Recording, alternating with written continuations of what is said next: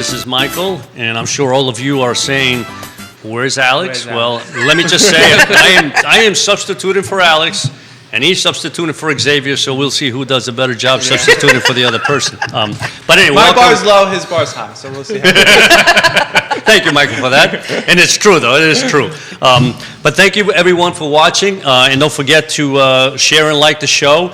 We're very excited today about who we have for our guests. We have Croby's Urban Viddles. We have Rob and Shannon Campbell with us today. And I just know it's going to be a fabulous show. And then it's it's a fabulous day out there. So I'm going to steal a line, borrow a line from Alex and say, grab your café con leche and sit down and enjoy. Usually he says warm or cold, but today we're thinking probably a little warmer. Warm is good today. Warm is good. Yeah, it's got that air is nice and crispy. So a little warm café con leche, or if you want it without the leche, that's also good. So just grab your coffee, sit down, and enjoy the show because it's going to be fabulous. You're really going to enjoy it, and I know that because we've been chatting already, and it's been a wonderful event so far. But anyway, so I also want to thank Emergent Financial Services for putting this together, and our partners, the gym, Aqua CVille Hand Car Wash, Craddock Serious Insurance, Castle Hill Cider, and FABA. And we do have a member from, as a matter of fact, I was speaking to Don a couple of days ago from Castle Hill, and he did mention to me that all the apples were in,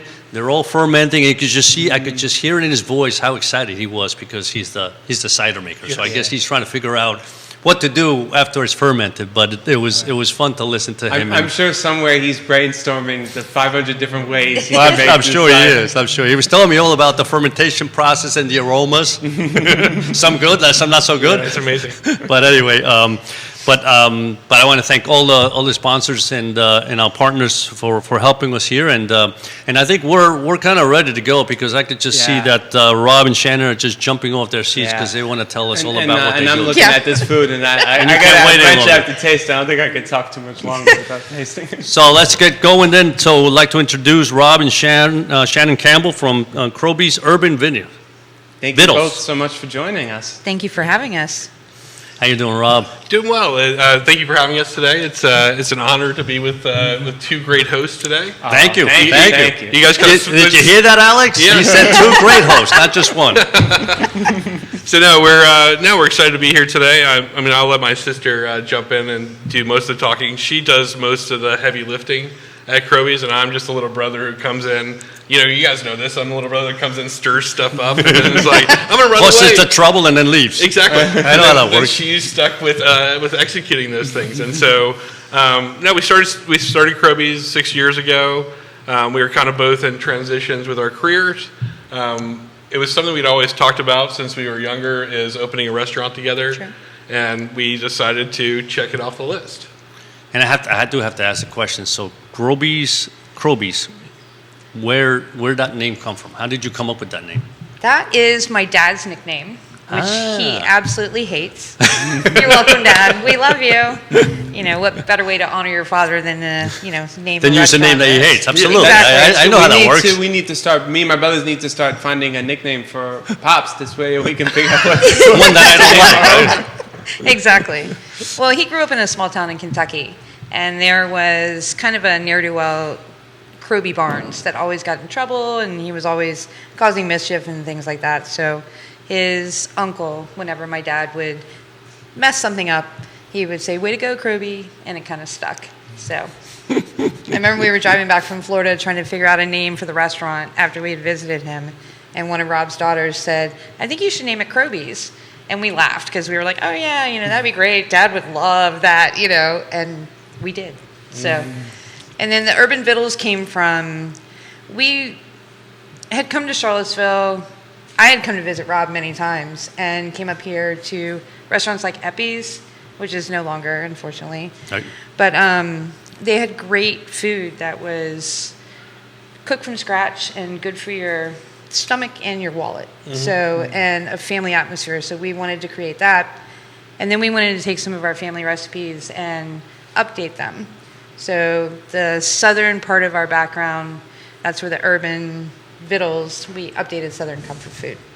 Yeah, and we also wanted to, we were trying to bring people back to the table again because it was, that was part of the Southern holiday tables was everyone would come together. You'd cook for 7-8 hours in the kitchen. You'd catch up, or else the Sunday night meals when everybody would kind of slow down. We've gotten so fast with technology and the speed of business. How it goes is that everyone's so scattered all over the place that we don't really just focus in on what's happening with each individual. And so we wanted to bring people back to the table with these recipes that we grew up on as kids.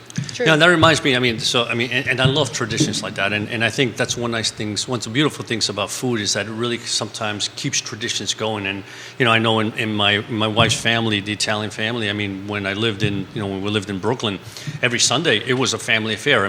Every single member of the immediate family came to dinner at her mom's house, and she lived in a pretty small place, and and the table would just go on forever, and it was just dish after dish after dish. But you sat down at 2 and you got up around 9 o'clock at night. Basically, that was dinner, But that was part of it, right? The idea is that food and drink brings people together and families together, and as Rob said, sometimes the conversations aren't always as good as you like them to be, but the food is always good, right? That is true. Well, at Croby's, we don't have any televisions. We have a huge chalkboard wall where everybody can draw and use their imagination. And sometimes I'll look around the dining room and I'm amazed about how few people are actually on their cell phones. So it seems like people are actually engaged, and I love that. And that's what we encourage. That's wonderful. Yeah, that's the sad part, but it's true. It's like, the idea to go out to eat is to enjoy the company you're with, right? And enjoy the food. And I have to admit, I did go onto the website to take a peek at some of the dishes that you prepare, and I know you bought 3 samples here, which I'll let you get into, but there was one that caught my eye. And you can imagine why. It's the French toast, all right? And it said French toast, and I think it was dipped in egg and sweet spice. Is that what it goes? Something like that, sweet spices. And I said, the word sweet and spices really cling to me. I said, I got to go try that because I love French toast. And I really have to try that because that must be fabulous. But I love the different dishes that you put together. So maybe you can talk a little bit about how they came about. Well, I think that, for example, like we have our pimento cheese here. So pimento cheese was always something that we had in our refrigerator growing up from my dad, and we always thought it was like really disgusting.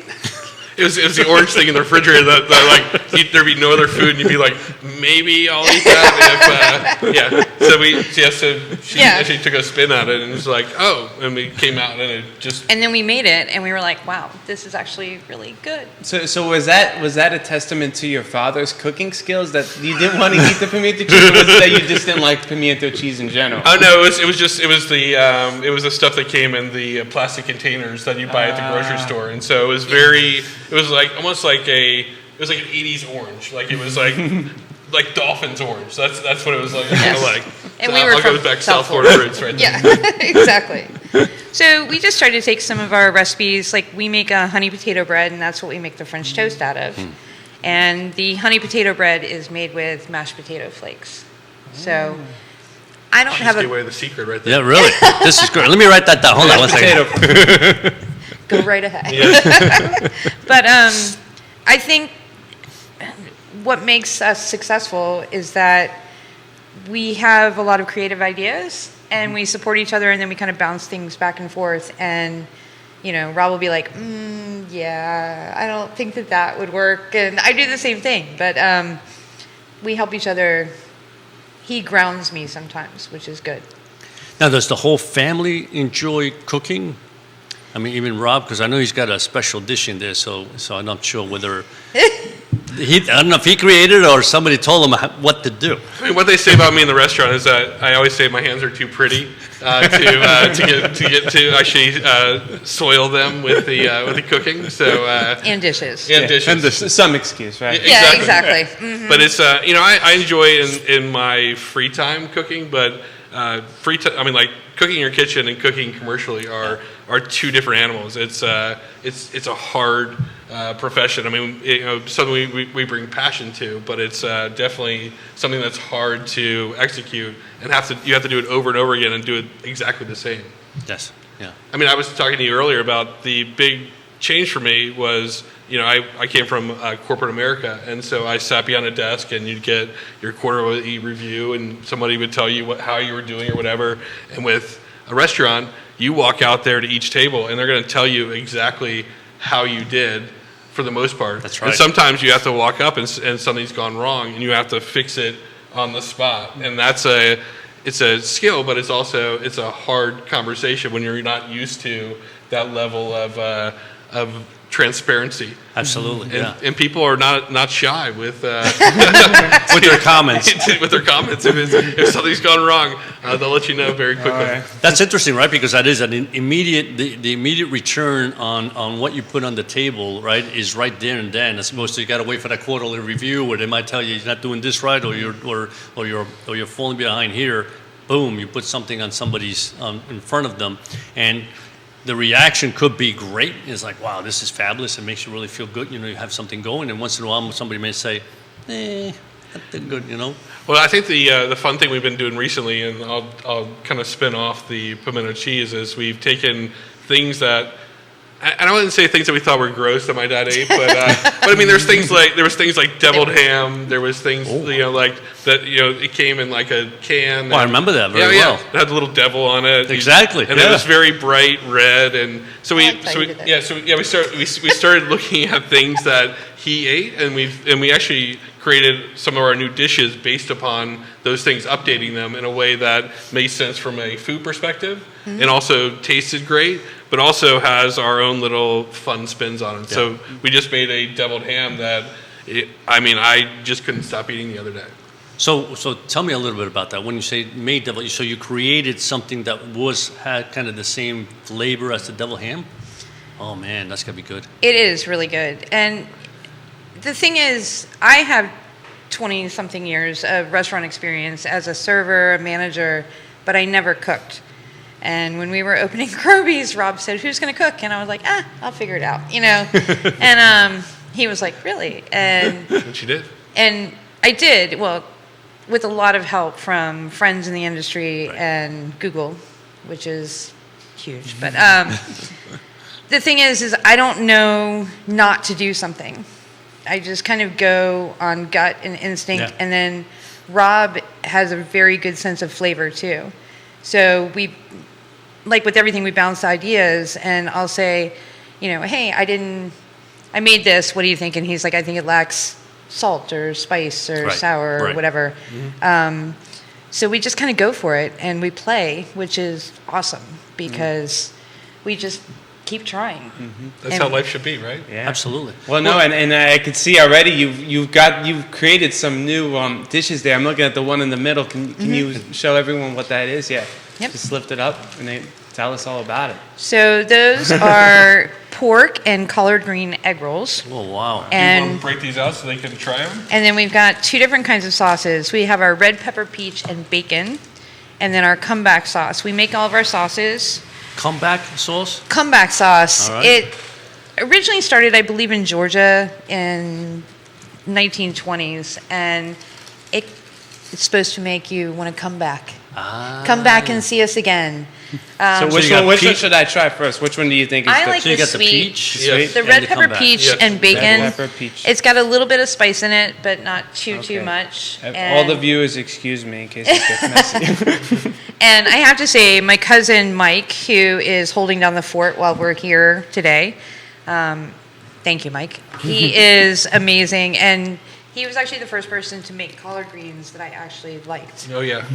And amazing collard greens. So we try to cook mostly from scratch, and that's why I think our food is good, because that's we just important. start with good ingredients. So again, I looked at your menu. I see this food here, and one of the things that I love about food is when it makes you feel good just looking at it. Right, it like how they say. Something's good for the soul, and I think sometimes there's foods that are they're good for the soul. In other words, when sometimes you're down and out and you eat something you enjoy and it lifts up your spirit, and I just love what I see on your menu and I see here is exactly that. It's like when you're down and out, this is exactly what you want to eat. This is ridiculous. It's Southern comfort food. It's delicious. Ridiculously good, you meant. Yeah. I mean, I snuck one. Because I'll tell you one thing, I like egg rolls, but it's like the same thing all the time. When you said you had this egg roll, I said, now that's got to be good. So we're gonna let you try one. And she doesn't usually cook for me, so I had to sneak one when she wasn't looking, because so she didn't like smack my hand. I was like, those are for the guests. Those aren't for you. No, but it's delicious. It's an interesting combination. And growing up, I think a couple of times when we've gone to like places like Cracker Barrel, they mix the collard greens with I think it's vinegar. But this actually has a wonderful combination, and that sauce is absolutely delicious. That Thank is, yeah, that is so creative. I can't begin to explain, because we eat Chinese food too, and we have a lot of egg rolls and stuff like that. But this is now who came up with this? Well, Rob originally came up with the concept. Okay. And then he just, like with everything, said, hey, why don't we try, pork and collard green egg rolls, go. And so then I go into the kitchen. So he leaves you with the hard work. He just comes up with the idea. Let's just do this. Let's just do this. He's the idea man. Yeah. So, yeah. I'm gone. Yeah. And then I get together with our crew, with Mike and, Josh made those today. And we have an amazing, amazing crew. And they're kind of like me. None of them had ever cooked before. So we're all just figuring it out together. And we didn't go to culinary school, which I think is amazing culinary school, but we just didn't happen to do it. So we all just kind of play with things and keep making it over and over and over again until we get something that's great. So you got some fans here. Denny Campbell says hi. That's Croby. That's Croby. That's Croby. Hi, Croby. How you doing? And You should be here tasting this. This is really good. And- Alex says, I am missing out on that amazing looking food. You certainly are, Alex. That's just saying. I'm just saying. Well, Dad, we told you should move up here, and then you could be at Croby's every day. Well, not only that, I hope he's doing well. I know he lives in Florida, so our prayers are with you, Denny, on that. Yes. Luckily, he had enough Sierra Nevada and Bob Evans to make it through the I storm. I don't know if I'm supposed to say that on air, but sorry, Dad. But it's all you need. Yeah. I mean, come on. As long as you have the liquids, we're good to go. Exactly. So this is fantastic. Yeah. It really is. Well, thank you. Guys are. You guys are doing a great job. Yeah, but and that's especially a compliment from him, because actually you don't like egg rolls, do you? When you go to I'm Chinese not. Yeah, I don't like egg rolls, and only Yes. because, like I said, what's inside is not something that I truly enjoy. I mean, I like spring rolls a little better, but Right it's there like with you. everything else. It's the flavor that counts, right? So when you bite into this, right, and I don't care that it's an kind of shape of an egg roll, because I've had, we had what's that called? I like what's that famous Cuban thing that I like? Empanada?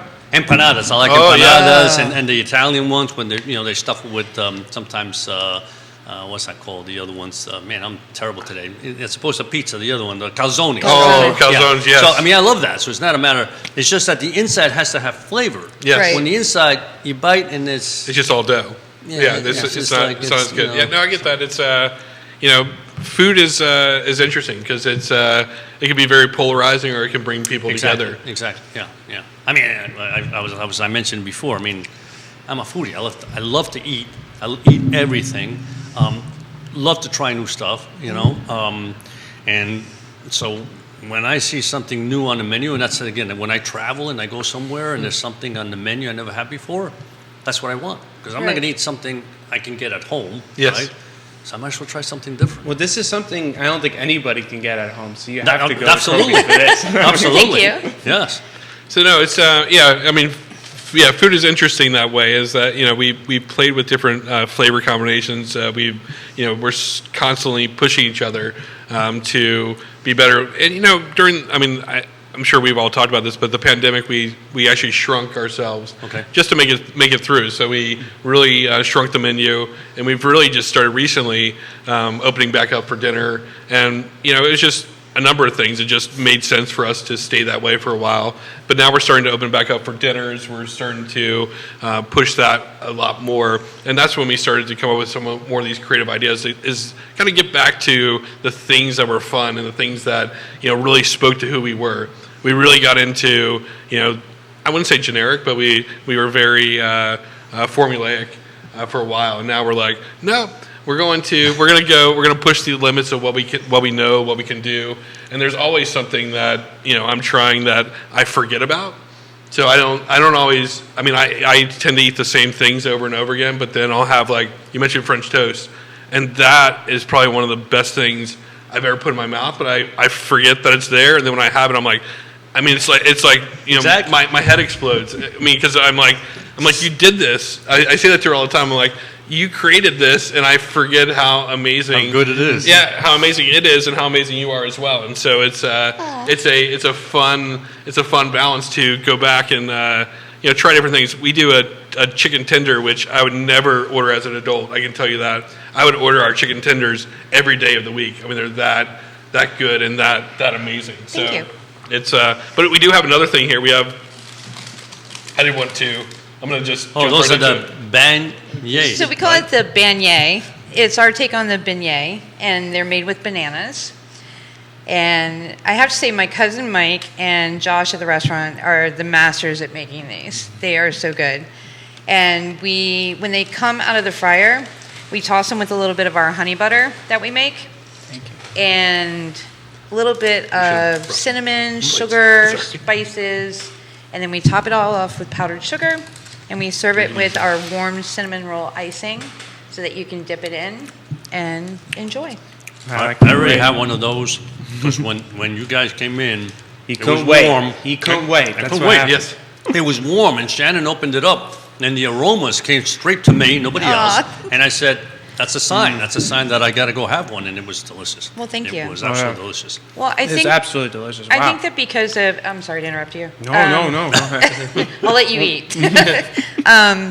I've been researching a lot of Depression era foods and budget foods and things like that because of inflation, and trying to create menu items that are affordable for us to create and then us to put on the menu, because I didn't want to have to raise menu prices so insanely to keep up with inflation. So one of the great things about like the beignets, they're made with bananas, and we make everything from scratch. So they have bananas and flour, so it's, Rob's saying he wants these.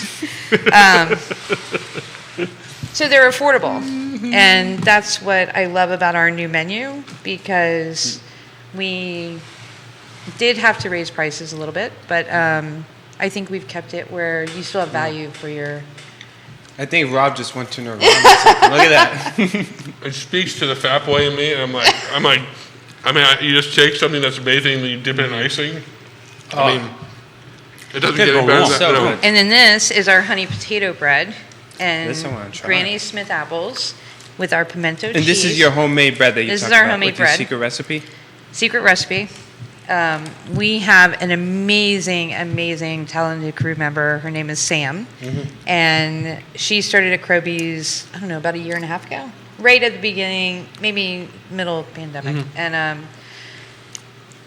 at Croby's, when we have a new crew member, we just welcome them. And what would you like to do? You know, what do you feel comfortable doing? You want to be in the front of the house? You want to be in the back of the house? That sort of thing. And we will teach you whatever you want to know. So Sam started kind of doing a little bit of prep, and she started with cornbread, and then now she is our baker. So she makes the bread, she makes the cornbread, she makes our desserts, and The bread is very good. thank you.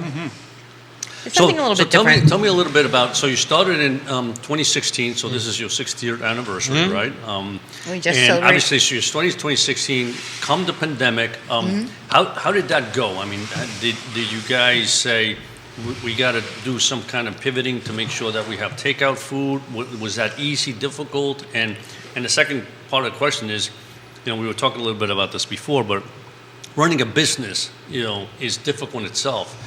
And for me, the idea of running a food business is much more difficult because, as I was mentioning, I mean, in our business, there's a lot of work, but most mental work, right? There's no inventory. I don't have to worry about, do we order too much of this? Do we have too much of that? There's none of that. But in the food business, I suspect, that part of the running the business must be difficult. It was, as I said before, we had to basically shrink our footprint, and Right. because we are very much a family in terms of, we have a lot of family working there, but we also have a lot of people we consider family that work there, and we didn't want to lay them off during the beginning of the pandemic. So we basically just kind of pivoted our model to basically a takeout model, which, sustained us. And, the other part of that, we had some great customers who basically just came in and donated to us because they, liked what we were doing or how we were doing it. And, for me, I saw the best part of humanity at the very beginning of the pandemic when everybody was coming together, and it was like we're all in this together. I was speaking with someone actually your last happy hour. We were talking about the restaurant business, and I said, it forced, for good or bad, all the restaurateurs and all the people in hospitality to come together, whether we liked it or not, because we didn't really have a choice at that point if we wanted to survive. And so everyone started collaborating more. It was a very open system. I mean, I think people got a little tired of it as we moved further into it. Of course. But it was it was definitely tough. For us, just to make it. I mean, some of the government things helped, but it was worth it. I mean, it was worth the effort. I mean, that's every goal that you have is only worth the effort you put into it. And so, Shannon and Mike and my mom and aunt worked there as well. I mean, they crushed it during that time. I mean, it was scary. You didn't know at the beginning how it's going to impact you health wise or financially as well. Right. And they just crushed it. Well, the question did come about during the pandemic. Now is the time to get out, if you want to get out. And, both my parents, Rob, we all sat down and talked about it. And we really thought about it. What would you rather be doing than this? And that's a great question. I wouldn't rather be doing anything else. I love the restaurant. I love Croby's. It's a roller coaster. I mean, some days I hate Croby. Not gonna lie. But, we wouldn't want to do anything else. Like Rob said, a lot of our crew, they may not be blood family, but they are family. And we're all in this together. And the pandemic was tough because we went from having a full dining room and being able to talk to people every day to, wearing masks and seeing them for 2 seconds when they were picking up their food curbside. Right. And it was hard because part of our thing is welcoming people to our table and talking and conversation, and that was tough. But we pivoted, and then we pivoted, and we pivoted, and we made it through. Yeah, and the Charlottesville, restaurant community is tough. It's a tough market just because there's so many different options and so many people. For a small market, we have a lot of different options and a lot of people doing different types of food. For us, this goes pandemic or otherwise, we like to be as simple as possible, but have great flavors and use the ingredients that we have. I think the foodie scene, as you say, is I think it's going a little too far on some things, and it's getting away from the roots, which is just about the ingredients and putting great things together.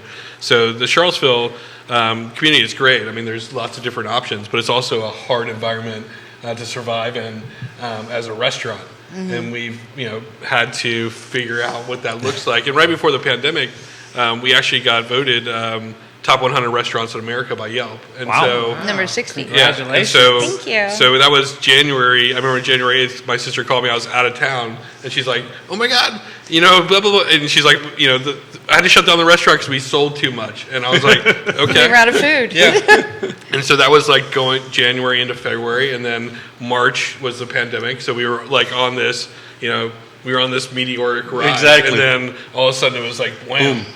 It just shut the spigot off. But you have a choice in life, right? We all have choices. You can either shut down and I don't know, take your ball and go home, or else you can double down and figure out how you stand back up when someone takes you out. So it's a good thing. No, that's a good point, because it's true. I mean, you can just become bitter in life and say, "Gee, just when everything was going great, this happens," or say, "No, how do I persevere? How do I keep going?" Yeah. And it's a testament to what you guys are doing. And it's one of the things about, in my opinion, one of the things about going out to dinner is, granted, sometimes you're going because you want a specific type of food, right? But also the environment is so important, right?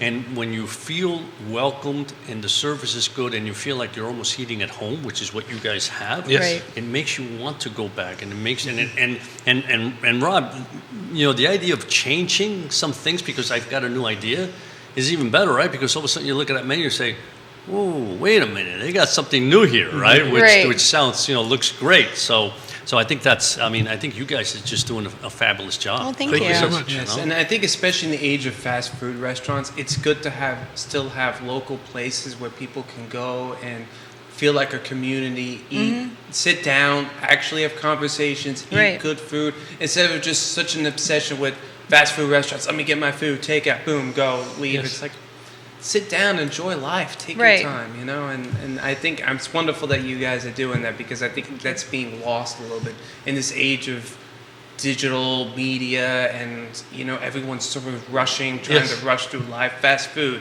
you got these, like on Starbucks, you got all these like drive-through windows. It's like, it's okay, you can get out of the car and walk in Right. and order your coffee and get it, Yes. say hello, thank you to Absolutely, the yeah. cashier, and then go out. It's like, it's not that hard. Yes. No. We have Miranda Butler watching the show this morning. Hey, Brandon. Hi, Miranda. And then Alex says, the way Rob and Shannon come up with updates of historical recipes is so exciting. I can't wait to go. Aw, We'd love to thank see you, Alex. Yeah, we're gonna beat him there, though. We already did, in a way, right? Yeah, but we're gonna beat him there. We'll send him home a doggy bag. No, Yeah. No. they'll never He make can, it. he can They'll have the never make apples. it. He can have the apples. Okay. We'll got we'll the have the apples. apples. Yes. So I have a question for Shannon, Sure. because we know Rob doesn't cook. So what's your favorite dish to cook, if you could choose one? At the restaurant? Ooh, that's tough. There's so many. It's so hard. I would say one of the newer dishes is the smoky. Okay. So we smoke chicken. We also roast chicken for our pulled chicken for barbecue. But the smoky, there was a restaurant in South Florida, and they had a dish similar to this. And ever since we opened Croby's, I've been trying to replicate this sauce. So good. So Josh and Mike and Morgan, they all got together and they nailed it after many tries. But it's a tomato cream sauce. It's very simple, but it's very complex at the same time.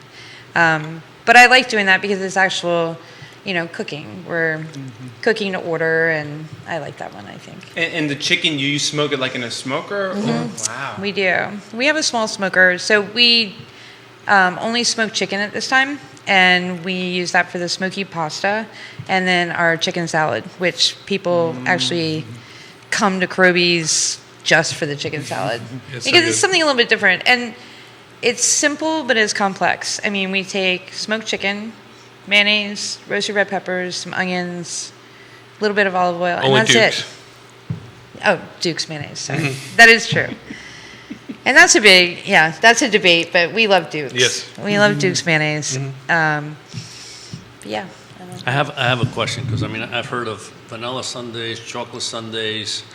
There's a barbecue sundae, Right. and my suspicion is you don't put any kind of chocolate sauce on that. So No. tell us a little bit about the barbecue sundae. It's not as good as the smoky, because I created the smoky. That's what I was hoping you'd say, but Somebody else created the barbecue sundae. I guess it's okay. Yeah, we did it for a restaurant week, probably 4 years ago or so. Right. I always loved Belmont barbecue. It was one of my favorite go-tos, and they had something called the slop bucket.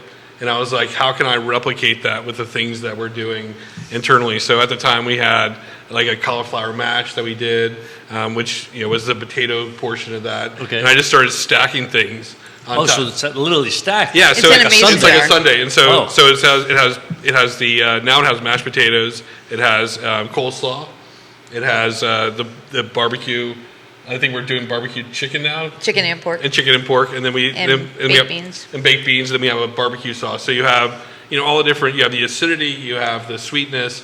It just works, and so it's one of those things you can eat in layers if you want to, or you can swish around and kind of Put it all together, Put it yeah. all together. It just however you want to eat it, but the flavor combinations just work. And I was always one of those people that compartmentalized my plate, and it was hard for me to go to something where I was like, but I loved it, and so it's my homage to the Belmont barbecue slop bucket, but it kind of our twist on it.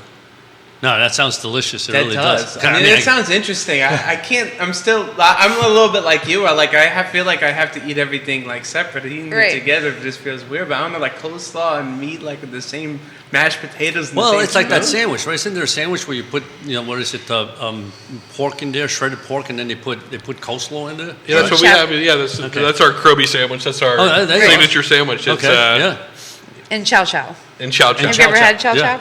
Yeah. No, I don't. It's like a southern relish, so it's basically you take all the chopped vegetables at the end of the season, and then you can them, and then it has a little spice in there, a little bit of everything, and then you'd use it like once you needed it. But it's just basically something you put on top for flavor. Right.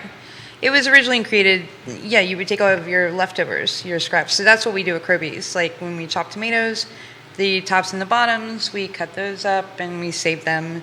And then, every couple of days we'll put that in a big pot with some vinegar and salt and pepper and boil it down and make chow chow. Can you do that with green beans? I hear you guys have a lot, so you guys should bring some in. We'll do some. Maybe we can make a cake out of it. I don't know. That's how my mind works. I'm always thinking about something. See, Rob goes, really? That's what I always do, and then she always surprises me, like the red pepper peach jelly. I was like, you're gonna take jelly and you're gonna make it liquid form. I was like, that sounds like the grossest thing I've ever had. And I tasted it, and I was like, again. Well, everything's good with bacon, right? Not true. Yeah, once you put bacon on a lot of things, then all of a sudden that whole dynamic changes, right? Right. Bacon or fried. You know. Absolutely. I can't tell you the things that we've tried to fry. I mean, some of the things work, some of them don't work. I mean, yeah. I always say that you could probably fry my shoe, and it would probably. But I can tell you it doesn't work. We tried that one day. It just I called it filet of soul, but it was filet of soul. That's good. But it just did not. That was a good dad joke. That's what we're on the same dad joke. But no, there's certain things over the years that we've put into the fryer that just did not come out the way we thought.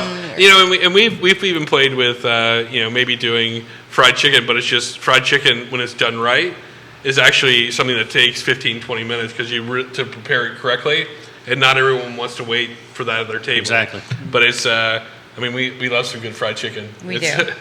That's southern as southern gets. No, let's face it, there are some dishes where you have to wait the time because it has to be done right then and there. Like the Italian risotto. Mm-hmm. I remember once I went to a restaurant and they had risotto. I think it was with mushrooms, right? Mm-hmm. And I said, I'll try that. And the guy says, it's a 20-minute wait.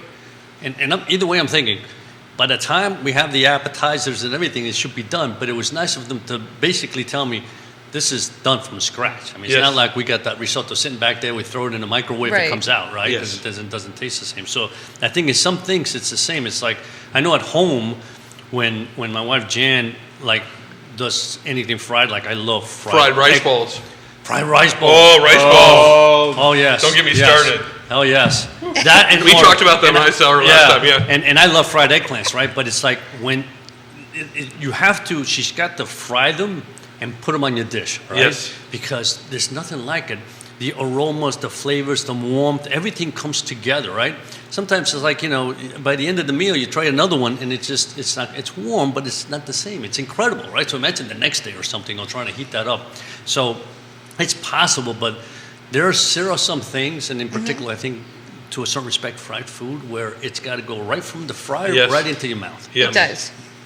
I think you're exactly right. And, you talked about the aromas, and that's what I love about food is that it brings you back. You smell something, and it brings you back to your grandmother's kitchen or your your wife's kitchen. It transports you. It has a way of it has a nostalgia that we all love, and we always there's always something we can project back on that may not be the most fancy thing that we've eaten, but it was the best thing because it has some emotional tie to it. And that's what I love about food, is that it brings us all to the table.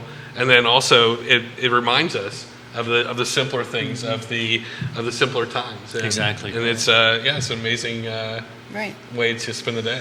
Yeah, that reminds me because our Nonna, when we were growing up, every time we come to her house always smelled like fried food. I guess she was always frying food. My mother could not stand it. She was always complaining, well, oh, this house smells like fried food, but me and my brothers loved it. Right. And every time we get that little smell of fried food, it takes us back to our Nonna's house. Right. Because it always smelled like fried food. Like our dog would stay like a couple of days if we had to go somewhere with our Nonna. When he come back, he smelled like fried food. But it was hilarious, but it was also wonderful because like it smelled like Nonna. Like that was what our Nonna smelled. Exactly. And you're talking about your Nonna, and you're like, and you started with the hands. You're like, my Nonna. My Nonna. And I was like, oh, there we go.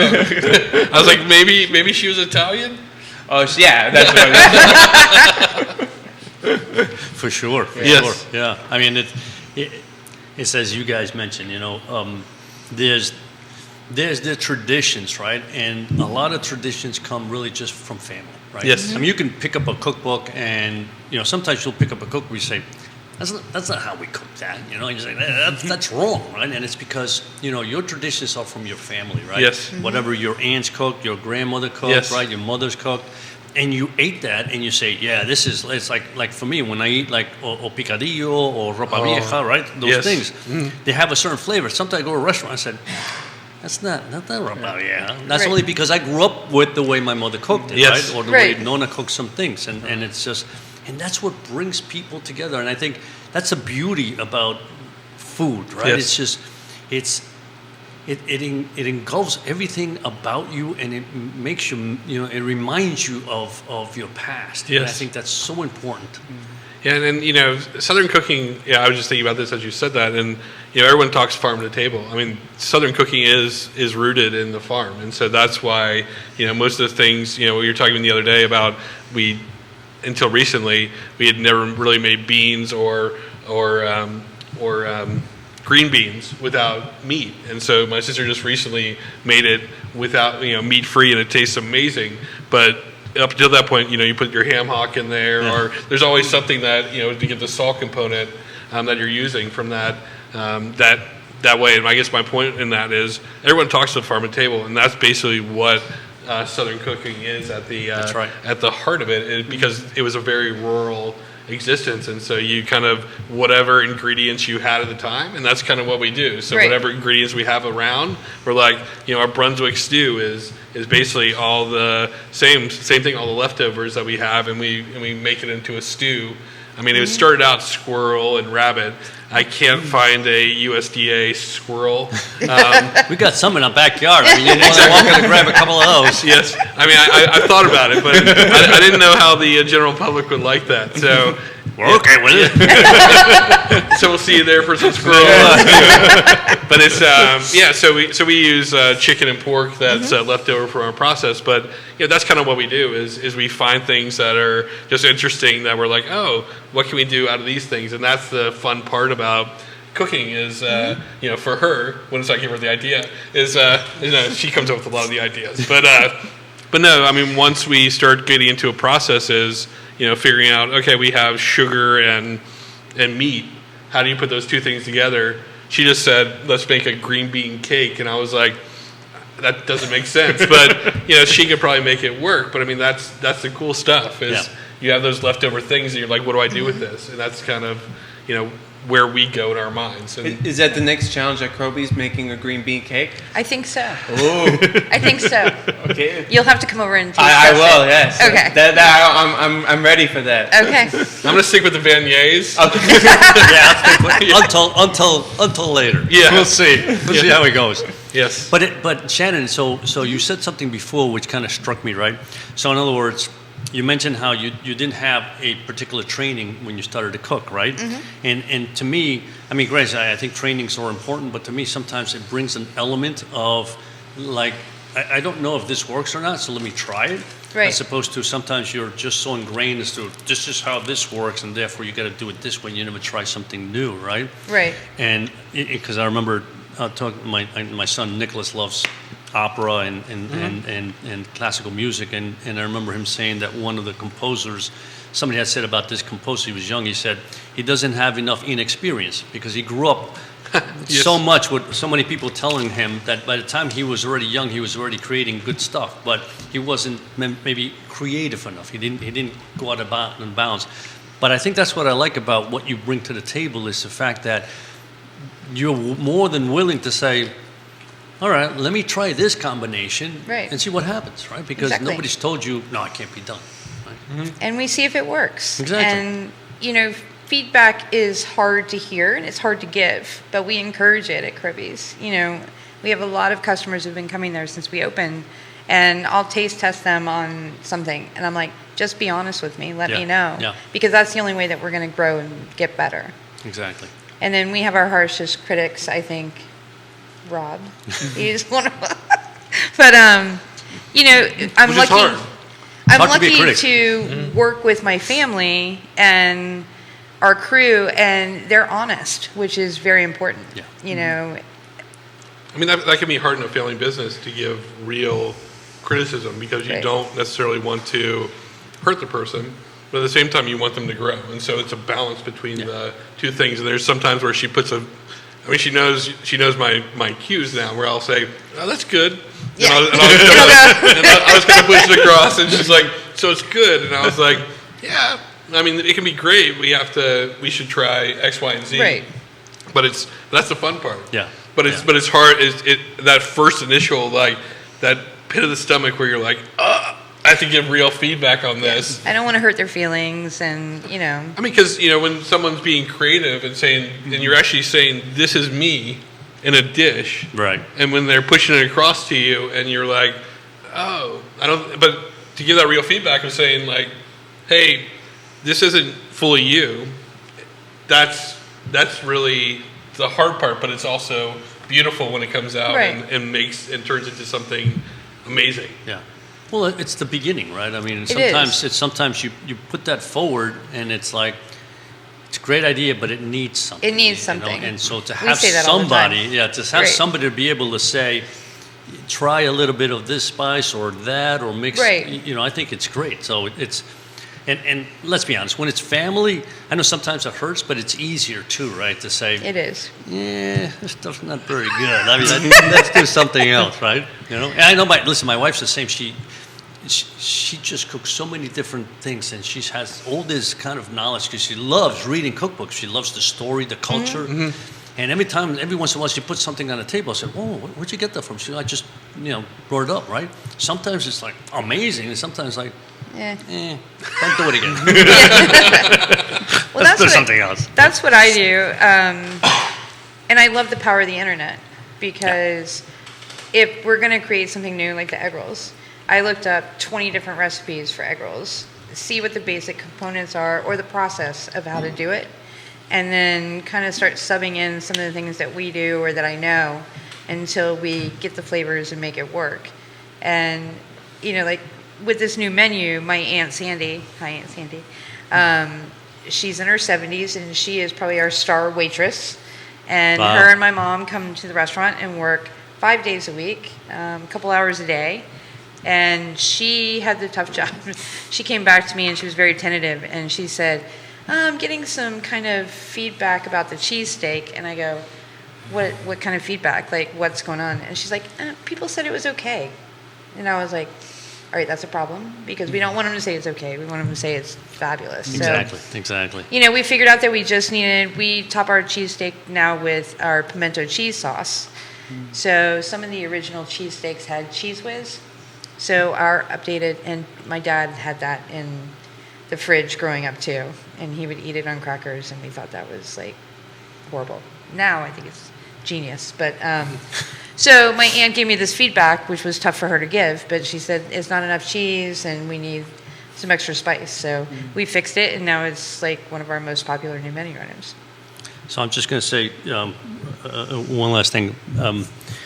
Not one last thing, I'm going to say other things, but I remember the devil ham, and the reason I knew that is because, so both of my parents worked, right? So we went to school every once in a while. I mean, a lot of times we'd have kind of leftovers. Yes. But by the time some days came and there was no leftovers, my mother would open a can of devil ham Yes. and cream cheese, put it together, and that would be the spread of my sandwich. Right. And I used to love that. I mean, I love cream cheese. I love devil ham. that combination. interesting. So I'll be honest with you, that's why I knew it, because the double ham flavor is strong. It really And is. that cream cheese just mellowed it down enough, made it creamy. Yeah. And I'm telling you, that was so. And once in a while, what she do is she put it in a blender. She put and then she put pimentos, Yes. and it would turn orange. It would turn orange. Right. And the funny is, I go to school and the kids would say, "Oh, what is that?" Because it's orange. You know what I mean? Yeah. Right. I said, it's double ham with cream cheese and pimentos. I love that. Rob's already thinking of how he can make Yeah. that recipe. Look at that. I can see. I was like, like, just okay, like I what said, am I gonna That'd have be a to great do? breakfast item. I was like, so and we'll call that. We'll name it after you if we The X-Men. if we get to that point. What are we making? I thought about that for like you do on a bagel with cream cheese and then do the deviled ham on top. Oh, that would be good. It'd be Never thought of that. yeah. Yeah. No. I have to admit, when I said deviled ham at first, our crew was like, "What is that?" And they were like, "You mean you're going to serve this stuff in a little white can?" And I said, "No, we're going to make this stuff." Right, exactly. You know, and they were very hesitant, and they tried it and they loved it. Yeah. Especially since I subbed out regular saltines for the whole grain saltines, and they thought that was sacrilegious. But then they tried it, and I was like, "It's updated. You know, that's what we do. We change things a little bit to make it updated Southern comfort food." And now they love it. So Well, listen, you guys have made my morning. I mean, this has been fabulous, wonderful. But I feel like we're at Croby's. no, absolutely. this is what we Yeah. do. Yes. Yeah, I mean, this has been great. This has been great. I mean, I'm so happy. You know, every once in a while I have to miss a show only because for whatever reason, right? But I'm so happy I was here for this one. That's for sure. You know, so So thank are you. we. Yes. You know, No we're happy. disrespect to Alex. Oh, so you're happy I was here? Well, thank you. I thought you would just say you're happy you were here. This is even better. But no, before we let you go, so tell us where people can find you, address and Instagram and all that fun stuff. Instagram, I have no idea. Okay. Rob would know. At Croby's, I think it is. At Croby's UB, and then it's Croby's.com That's correct. Crobys.com. is Okay. our website. Is our website, and our address is 32 Mill Creek Drive, Suite 102. We are on Avon Street Extended, On the south side of Charlottesville. south side of Okay, Charlottesville, okay. and it's really not that far to drive. Trust me. It's not at all. And we're actually in kind of the shadow of Carter's Mountain. Oh, So oh, near okay. Monticello High School over in that. Gotcha, in that We're in gotcha, the area. Food gotcha. Lion Plaza, right next Yeah. door to Food Lion, and Okay. yeah. So come. So see come us. out and see us. Oh, absolutely. We'd love No. we'd love to welcome you to our table. Yeah, Absolutely. no, Thank I you think, very much. I think everybody should. Thank you Yeah. again, Thank you for Rob having and us. Sharon. Thank you Appreciate so much it. for coming on. Oh, wow, that was good, right? Yeah, that was. I mean, that so was- far I've had everything, you know, of course. 2 beignets. Did you taste the pimiento cheese? Yes, I did. Yeah, Yeah, that was that was delicious. Yeah. That was delicious. Yeah. Now this has been, and I have to admit that. I mean, I didn't get a chance to finish Yeah, my I egg know. roll. I'm waiting to finish my egg roll it. here I because it know. was just I too want to cut big. off the show already. and Yeah, start eating. yeah, but it was so good, and I'm delighted. I'm so happy that you know, to hear this story. I love the name Croby's, where it Yeah, came the from. story Yeah, behind the story it. about Yeah, that. That was exactly, fabulous. yeah. And you can already just tell just by Rob and Shannon coming here that the atmosphere that's probably at Yeah, Croby's. yeah. Welcoming, you know, family oriented, you know, comforting. Exactly, and that's what you're. You know what? Like I said, sometimes that's what you're looking for. You know, you want to go out to dinner. You want to have a good time, but you also want to feel almost as if you're still at home. Yeah. And that's what they bring to the table, I think. For You know, sure. with their food and just with themselves. So definitely, everybody go to Croby's, Croby's.com, and Avon Extended. It's Yeah. definitely not far away. Not far away.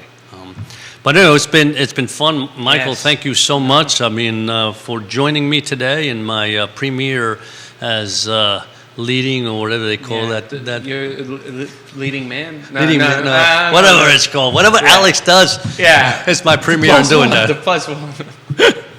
No, you did a great job filling in for Alex. I Thank couldn't you. even notice. I didn't Yeah. even notice that Alex. Thank you.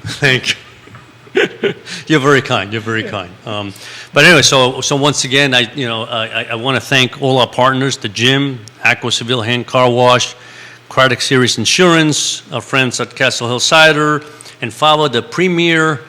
Latino networking group in Beautiful. Charlottesville, I thought you'd figure that one out before I messed that up. But and of course, we're all sponsored by Emergent Financial Services. But I also want to thank I Love CVille, and I want to thank Jerry for putting this together, because I know that Jude is not here, and it's Joey. And Joey is behind the machines there, making it all possible.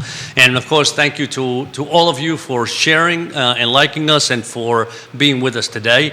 I know next week we have Dino from Dino's Pizza coming on, and we have Mary Kate Campbell, owner of Heart of Storytelling, a marketing consulting. So basically, helps you tell your story, and I guess in a particular way. So I know that's going to be a great, that's gonna be a packed two great show guests. next week, yeah. Absolutely, packed show. Great, another great couple of guests coming in. And but as Alex always likes to say, until then, hasta mañana.